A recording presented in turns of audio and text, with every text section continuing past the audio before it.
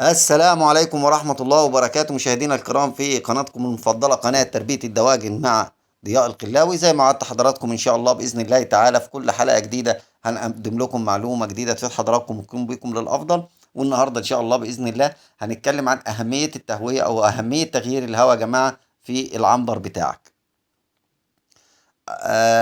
يا جماعة، أهم حاجة في العنبر التهوية. بص يا غالي، انت وهو عشان تبقوا واخدين الموضوع كده بسلاسية، وانا هفهم لكم الموضوع وهجيبه من الاول خالص بالبداية واشرح لكم القصة بالراحة وعايزك تفهم. لو ما غيرتش الهواء بتاعك في العنبر بشكل كويس يا جماعة هتحصل معاك مشاكل كتير قوي. هنجيبها لك واحدة واحدة كده وركز معايا.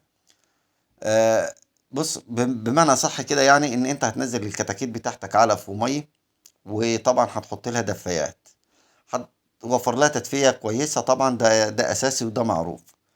بينقصك حاجة واحدة بس، إن هي تغيير الهواء يا جماعة بشكل مناسب، سواء في السعة أو في الصيف أو في الحر زي ما بنقول، يعني في الشتاء وفي الحر.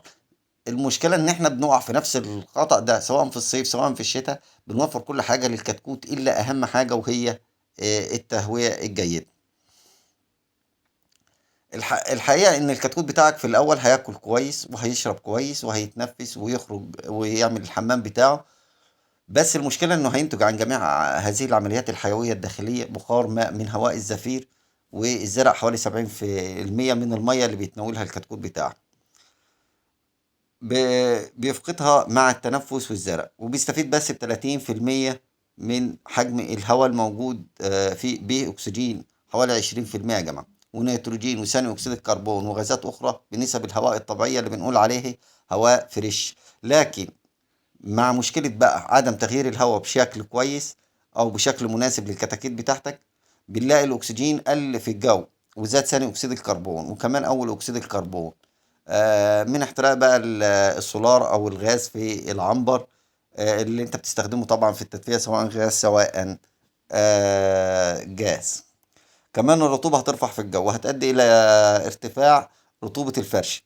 هتيجي حضرتك طبعا تبص تلاقي فرشتك بتجلد، تيجي تمسكها أو تعمل اختبار ليها تلاقيها عجينة أو مبللة أو طرية، وبالتالي بتنشط فيها بكتيريا الفرش، وتحول نيتروجين وبتحول نيتروجين الزرع أو الحمام بتاعك لأمونيا.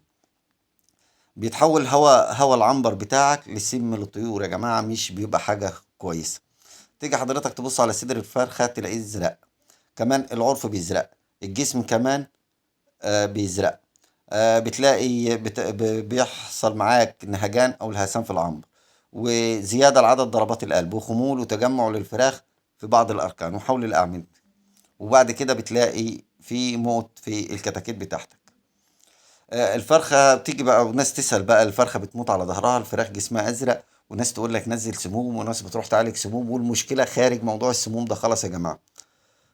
بتلاقي النافق بتاعك على ظهره وجسمه ازرق، وخصوصا الحاجات ديت بتلاقيها في مع الفجر، لان لانه بيكتم بالليل العنبر بتاعه، وعشان بيبقى خايف من السقعه، ونسبة الرطوبة كمان بتعلى في اخر الليل.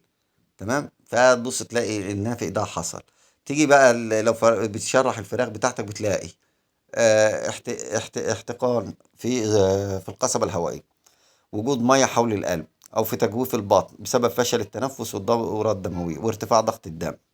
تيجي حضرتك تقول سموم، سموم، يروح صاحب المزرعة يحلل، يودي عينة، يروح ينزل هو مع نفسه سموم.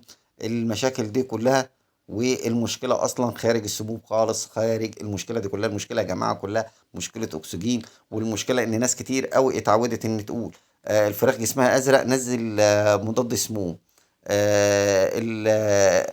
الفراخ فيها زرق وشها مزرق نزل مضاد سموم. النافق بيموت على ظهره يبقى سموم.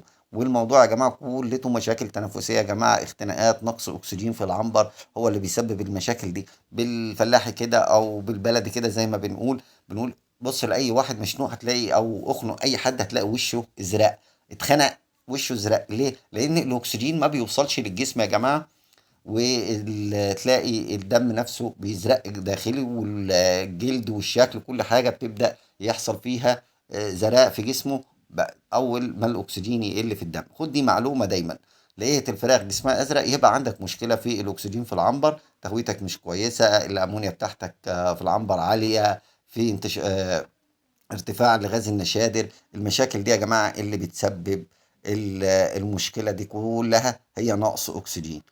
طبعا بتلاقي بقى طبعا يا جماعه هتلاقي معاك بقى مناعة الطيور بتقع وبتتدمر. بينشط معاك الميكوبلازما او التخة او الخنة زي ما بنقول. هينشط معاك الاوكولاي والكوليستيريدي، وراهم انزيمات التريبسين، بتزيد الميكروبات ديت. وخد عندك بقى لا قدر الله بقى مشاكل تنفسية، اتش 9، اي بي، نوكاسل.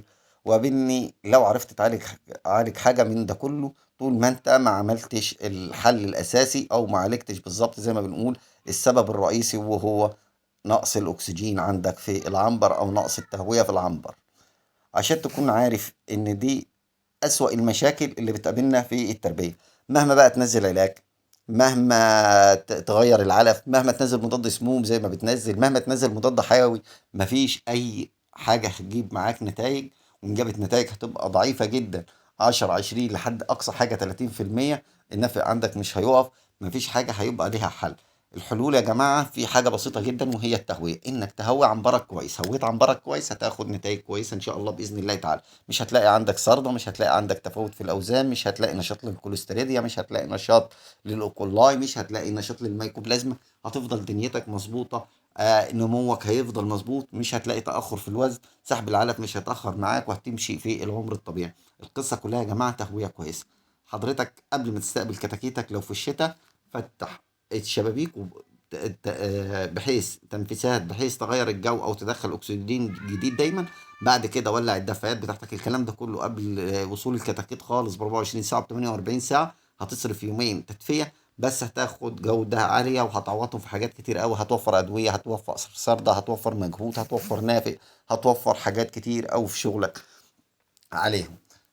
وتظبط بقى حرارتك، يعني تفتح التهوية وتوصل العنبر للحرارة المطلوبة على التهوية اللي انت مفتحها. وبعد كده كل ما الكتاكيت تكبر والعمر يبدأ يزيد معاك، تبدأ تزود تهويتك او نسبة الاكسجين او تغيير الهواء. والتفتيح يا جماعة ما ينفعش من جهة واحدة، لازم من الجهتين. من الشباك بنقول جهة تدخل هواء، وجهة تانية هواء جديد من خارجي، وجهة تانية تسحب الهواء الموجود في العنبر او الروائح الموجودة في العنبر. لو عملت ده ان شاء الله باذن الله تعالى مش هتقابلك اي مشاكل خالص في عنبرك. استنونا في حلقات جديده مميزه وكلام كتير علمي مميز، وان شاء الله باذن الله تعالى مع بعض ان شاء الله نغير فكر او مفهوم التربيه في مصر بحالها، ونتغير كلنا نكون للافضل.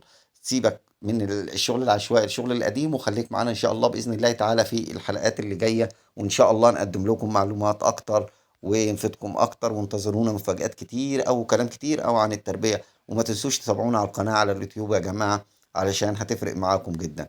وبكده اقدر اقول لحضراتكم السلام عليكم ورحمة الله وبركاته.